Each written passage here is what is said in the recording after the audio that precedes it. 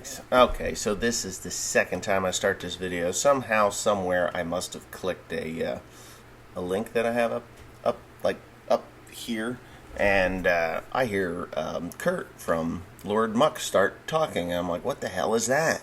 I thought maybe something was going on, and it was. But anyway, I guess I get to go back and re-answer the questions. Michael Nicholson, you wanted to know about a 1010 John Deere tractor. 1010 John Deere tractor would be a good collector's item because they're dismantling them at a phenomenal rate. Whenever one is found, they go right to the dismantlers because they don't run. They're just one of those tractors that John Deere never really supported, even before they were, I don't know, they just stopped supporting them rather quickly.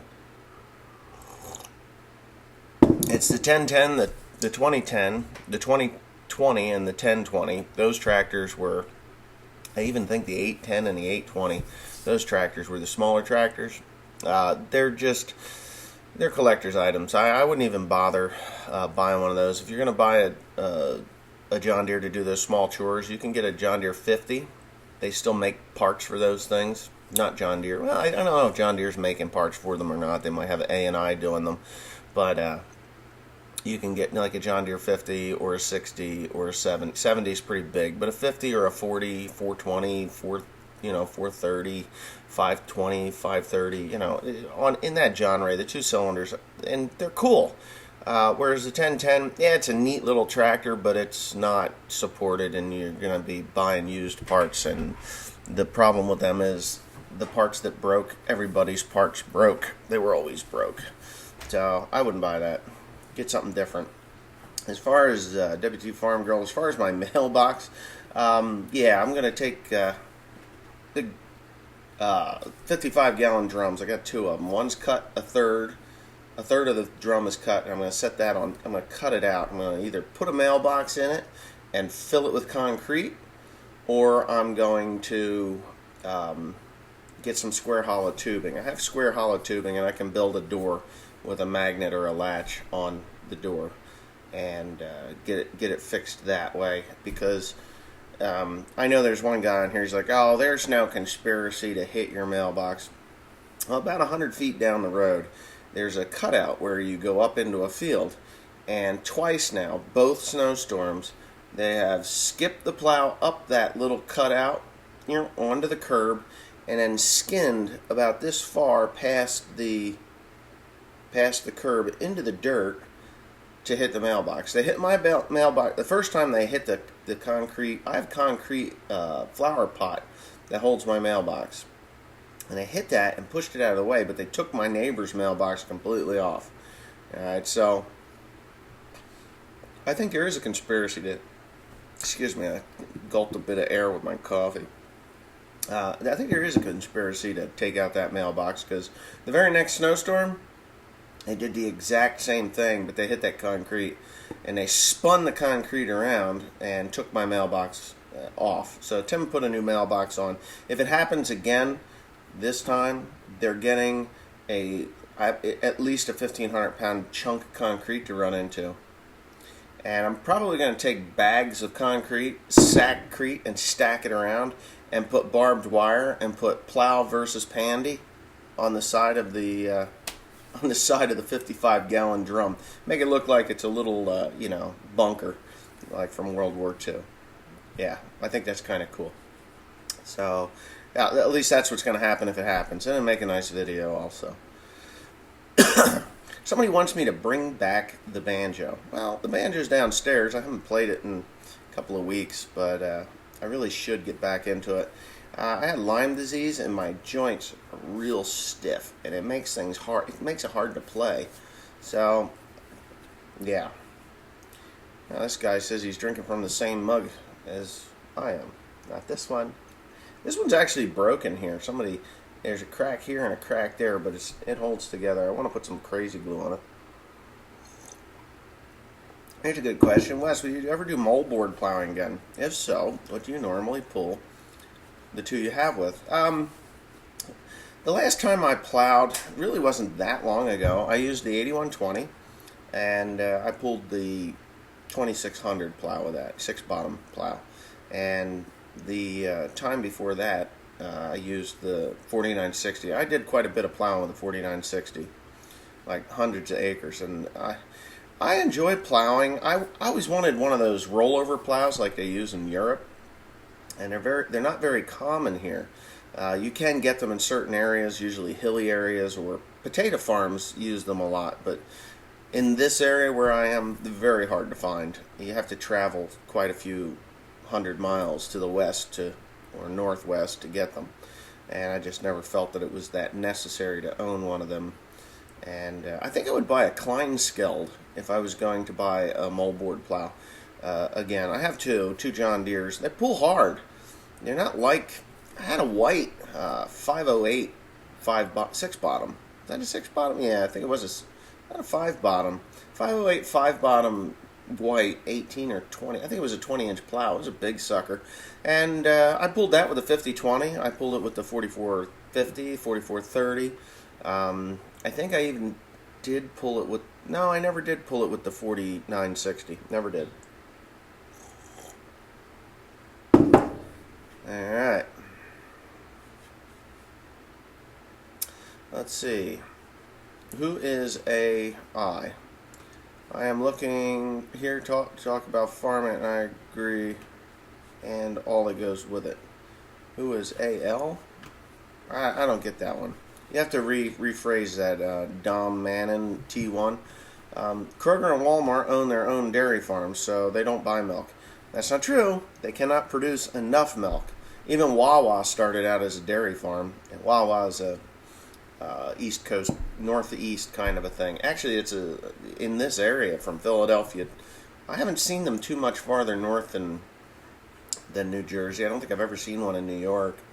But Pennsylvania, New Jersey, maybe some in, definitely some Maryland and Delaware, but that's about it. They started out in, off of Route 1 down there outside of Philadelphia.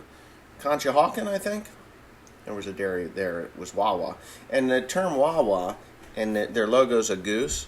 Wawa came from the sound that the goose makes. Wah, wah! But I think it's more of a crow.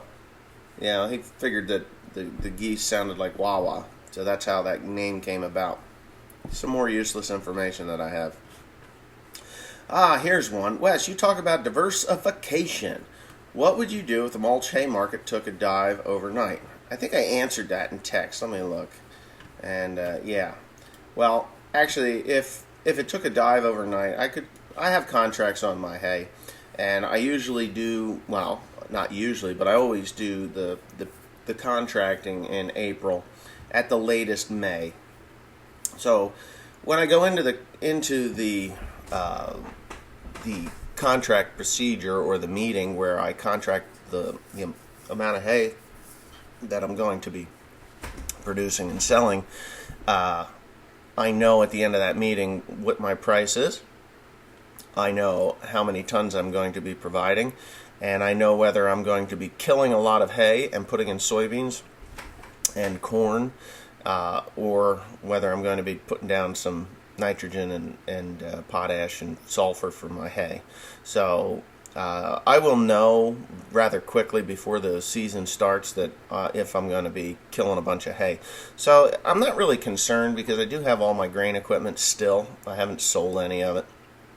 I've been thinking about selling the augers just because you can buy augers in a heartbeat, but it's just some money I could free up.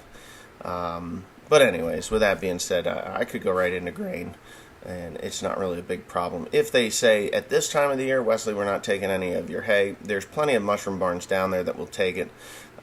May take a little bit, a bit of a loss, but I have no problem getting rid of the hay. And I don't see that happening, but it could happen. That's why I've kept the grain equipment, grain header for the combine, corn head for the combine. And, I could sell the hay equipment just like that anyway because, that's readily saleable. Hey, Wes, you mentioned a movie in the 1980s. I remember Ron Howard movie, Bitter Harvest, about a Michigan dairy farmer. I never saw that one, but I think I'm going to look it up. You left a link. So, yeah. And thanks. I'm glad you like both channels. I watched a YouTube video on the farm crisis in the 80s in Iowa. I was wondering if it hit the East Coast as bad as it did in the Midwest. Oh, absolutely. Oh, it was. It was pretty bad. I mean, corn was selling for $3.80 a bushel, and or actually I think it was in the $4 range. If you had waxy corn, if you know what waxy corn or high lysine corn back in the 80s, 70s, and 80s was used for sugar production. The waxy corn. They made high fructose corn syrup. They paid more for that, and I don't ever. We grew it and fed it to the cows. It made more butter fat for milk. But I can honestly say that yes, it definitely did. Staley shut down, which was they stopped receiving corn. The ports all shut down. They were no longer shipping corn out of Philadelphia. They still do not. There's no corn grain goes out of Tidewater. Tidewater's all tore down now, but they are starting to ship out of shipping containers in Newark, New York, and in that area. I think there's 2 facilities that are taking soybeans. I don't think they're taking corn yet, but that's an easier run. I can run in there and dump it into two loads in a day in there pretty easily into their containers if I had to, and I believe that I would be hauling my own grain if I did go back into grain, just for the simple reason, it's easier to make those decisions. Oh, I'm going to take a load of grain today. I did haul into Purdue years ago with a straight truck, and it just took a lot of time, and it worked. It was okay. It worked out all right, but still, big trucks are better.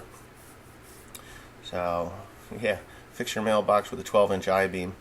Let some of the home farm go to hardwood production. Well, I have my own sawmill, and I do have a bunch of logs piled up that need to get cut.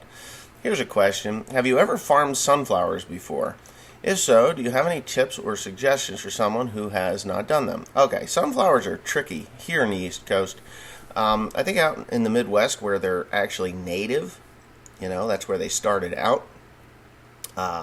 I enjoy growing sunflowers, and yes, I have grown them. The one year, I think I had 70 acres or maybe 170 acres. I had a lot of acres, 70 acres of sunflowers. Never harvested an acre. Yeah, you heard me right. Never harvested an acre.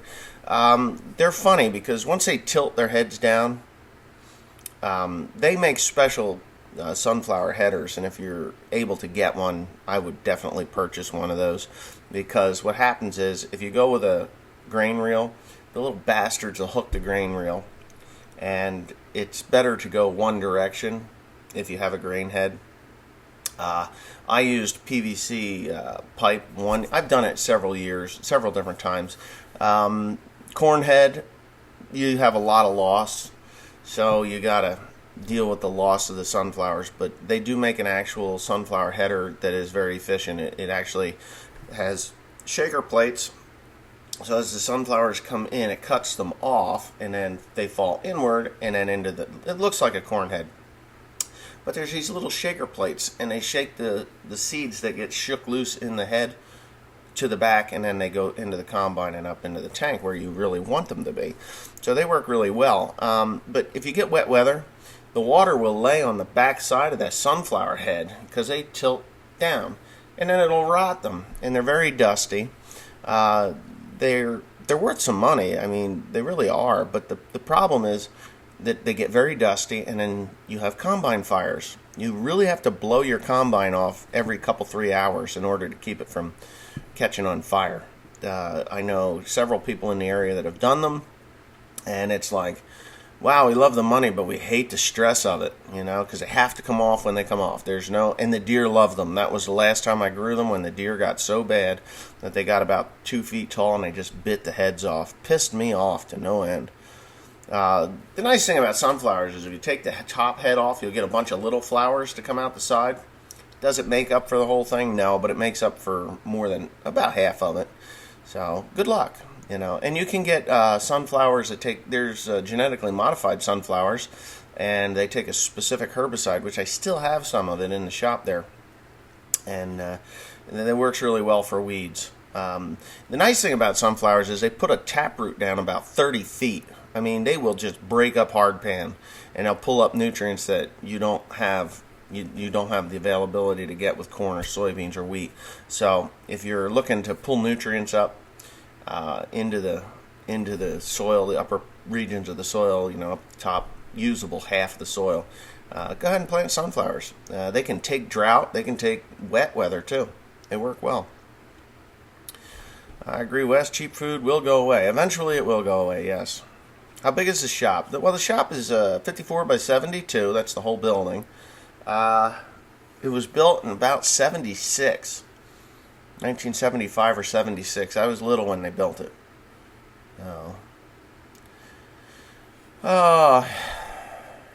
Let's see. Farmers should be free to charge whatever they wish. Don't like it? Go farm your own food. Farming is hard work. Yes. Well, it's kind of funny the way. Yeah, you're not going to be able to. I wouldn't be able to say, well, I'm going to sell you my corn for $4.50 a bushel, because there'd be a guy down the road to say, I'll sell mine for $4.45 a bushel, and then they won't take my grain. I think the government, because they have their hands in it, I wish they would get their hands the hell out of it. It would be nice. I think that a cooperative was a good idea at a time when, the government wasn't in our business as deep as what they are now. But it'd be nice to have a cooperative that purchased, or you brought all your grain to, and then they contracted a price that was fitting for everyone, involved, as far as that goes. And I'm talking a farmer-run cooperative. I'm not talking a city slicker cooperative where they're like, okay, well, I'm gonna buy the grain from these stupid farmers for $4 a bushel, and I'm gonna sell it for $5.25, and fuck them, because I'm gonna take the $1.25 for myself. Think about that, and that's what happens. So if you got a cooperative, about 20 farmers in your area, it's just huge pull, and you pull all that corn and soybeans into your facility there, and now you've got a huge bargaining chip. And it probably does work that way out in the West, but not here. Here you're at the mercy of Purdue or Tyson or whoever's purchasing your grain. They just say, well, basis is below Chicago Board of Trade. And if you don't know what basis is the price that's set by the mill or the cooperative or the elevator, as you would call them. The Chicago Board of Trade, or the government, sets the price. Excuse me. Government sets a price. Chicago Board of Trade, as it trades, it fluctuates up and down. Supply and demand again. Supply and demand. Which farmers won't get this. I don't know why they won't get this. They just will continue to grow. I want to grow 300 bushel corn. Go for it. Knock your socks off. You're going to produce 300 bushels to the acre for the same price and same price as you would get at 150 bushels to the acre, with twice the inputs, more than twice the inputs. If you hear what I'm saying, you may think I'm a jackass, but it's true. Our supply, we have too high of a supply. The demand is not meeting our supply. That is why the prices are crashing, and that's just the long and the short of it. And the dumb thing is, and I can say dumb thing, it's like a black calling another one a nigger, it's like, oh, yo, nigga. Well, yo, you dumb farmer. Slow down here, Quit jumping ship from corn to soybeans, God, if corn is shit, don't make soybeans shit. How's this sound? Well-rounded rotation. Corn, soybeans, wheat. Corn, soybeans, alfalfa. Corn, soybeans, wheat. Just do whatever you got to do. Not this. This year I'm doing all corn. Oh crap, the price tanked. Well, what the hell do you expect? There's no stability in the commodities. There's none. And whose fault is it? Whose fault is it? It's our fault. The dumb farmer. Oh my God, I can make an extra $5 an acre if I grow all soybeans. So you do it, and then everybody does it, and what you don't have contracted, you take a loss, and you'd have made better on corn if you'd have just kept a steady rotation. Nobody rotates anymore either. That's another thing. I tried to. I used to. Corn this year, soybeans next year. If I was growing wheat or rye, and there's videos of me growing rye. There's videos of me growing wheat. They're just, and as the money waned in wheat and the rye, it was tough to do rye. You had to get it in at a certain time of the year, I don't know. I enjoyed doing rye. It was fun, but it was screwing up my summer work, i.e., baling hay, because I had to stop and take a week or two to cut the rye and the wheat. So I stopped doing that. But I would have hay and rotate into corn and then into soybeans and then back into hay, because you can no-till drill hay right in behind soybeans and have a successful crop. So maybe that's, enough of my ramblings on that. Let's see. So a few rich guys that answer to nobody will have control over farming and eventually the rest of the country. So basically what the Soviet Union was. No, the Soviet Union, communism is different than what we have here. We have capital. This is a capitalist society. And I support that. I'm all cool with that. What I don't like is that the government, now you're talking Soviet Union of the past, the government setting the price to the farmers, the little guys, they have to deal with what the big guys are doing. But again, you have that right to grow or get out or go work for the big guy. It's tough. The government shouldn't. They're cutting our throats. They need cheap food. Cheap food, cheap food, cheap food. If you got cheap food, you got a happy society. You got expensive food, the society's not too happy.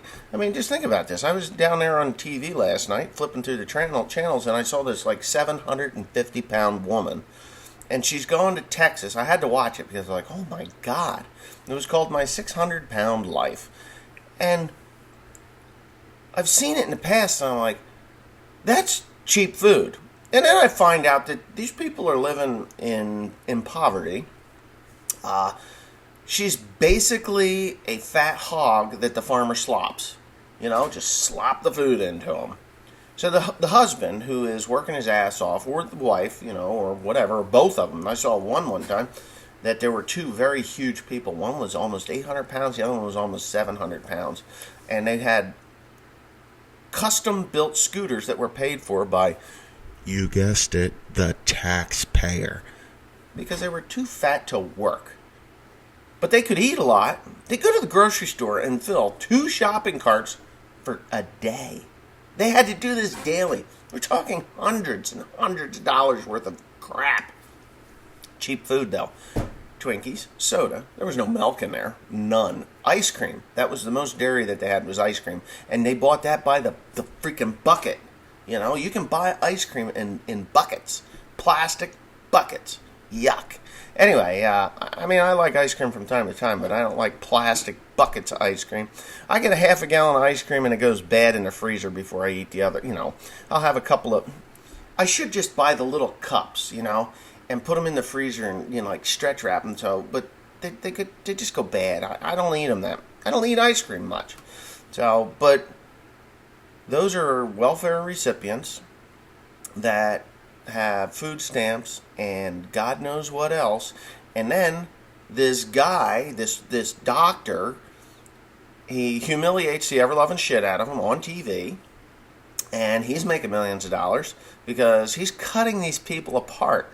I mean, he's like, here's your diet. Dr. Nazardian, or I can't even pronounce his name, is what it was. He's just short, slightly overweight guy. It's kind of ironic.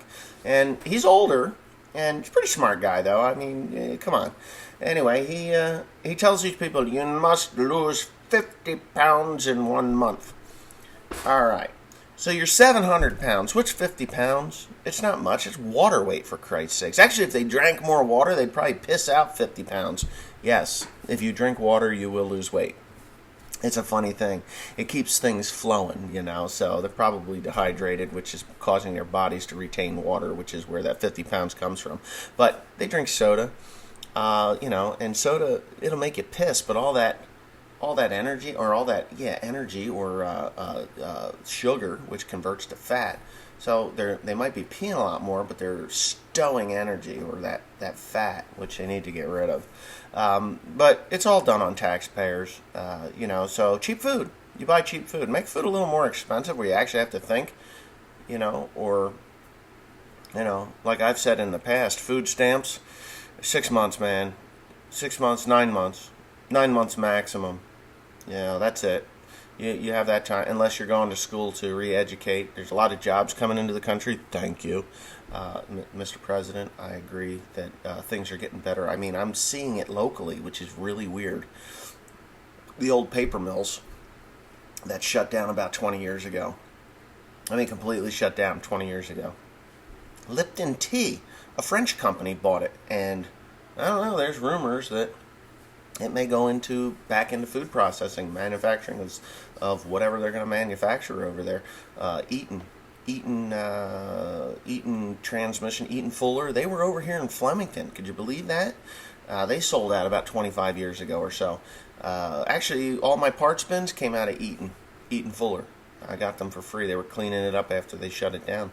And hopefully those manufacturing jobs come back from China or Taiwan or wherever the hell they sent them off to. It's kind of a shame that it all got shut down. Yale, Eaton, those places, Lipton Tea over here in Flemington. Every machine shop that was ever over in Flemington, pretty much all of them shut down because once the manufacturing jobs left, the machine shops didn't have the work that they needed to survive.